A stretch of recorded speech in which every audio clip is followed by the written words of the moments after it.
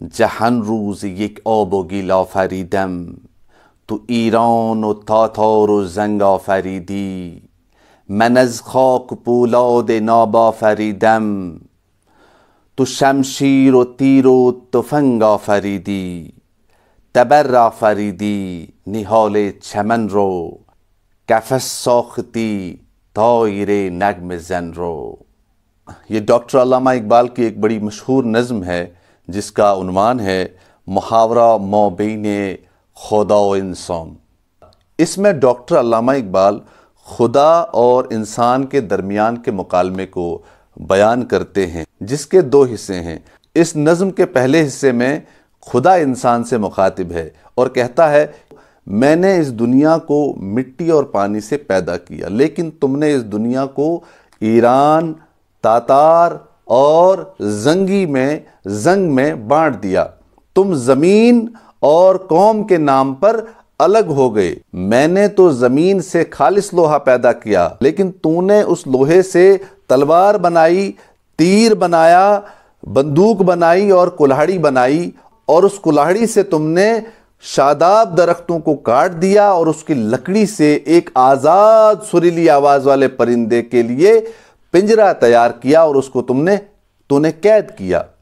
یعنی میں نے اس زمین کو انسان کی آبادی کے لیے بنایا تھا، لیکن انسان نے اس کو بانٹ دیا، کہیں قوم کے نام پہ، کہیں ملک کے نام پہ۔ اللہ تعالیٰ نے تو ایک انسان کو پیدا کیا اور اس سے کئی سارے کثرت کے ساتھ انسان پیدا کیے، لیکن یہ انسان قبیلوں کے اندر، ذاتوں کے اندر، علاقوں کے اندر بٹ گیا، تقسیم ہو گیا، اور اس طرح سے انسانوں کے درمیان سرحدیں قائم ہوئیں، دلوں کے درمیان دیواریں قائم ہوئیں، جس سے کیا ہوا؟ جس سے انسان کا انسان کے ساتھ رشتہ جو تھا وہ بڑا کمزور ہو گیا۔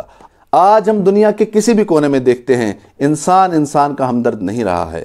انسان نے سائنس اور ٹیکنالوجی کے معاملے میں بہت زیادہ ترقی کی، اور اس ترقی کے نتیجے میں ایسے مہلک ہتھیار وجود میں آئے، ایسے مہلک اور خطرناک ہتھیار بنائے گئے جو انسانی زندگی کے لیے بہت بڑا خطرہ ہے، بلکہ انسانی زندگی کے لیے ہی نہیں بلکہ اس پوری زمین کے لیے خطرہ ہے۔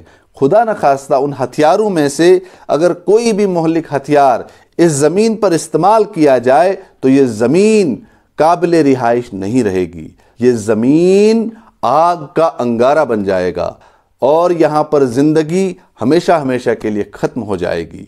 اب اس دنیا کے اندر اگر رہنا ہے، ہمیں انسانوں کے لیے اپنے دلوں کے اندر ہمدردی پیدا کرنی ہے، دوسروں کے درد کو اپنے اندر محسوس کرنا ہے، تب جا کر یہ زمین جو ہے بسنے کے قابل رہے گی اور یہاں پر نسلیں آباد ہوں گی۔ ورنہ اگر انسان اسی روش پر گامزن رہا، اسی راستے پر گامزن رہا، تو یہ زمین جو ہے ایک دن انسانوں سے خالی ہو جائے گی۔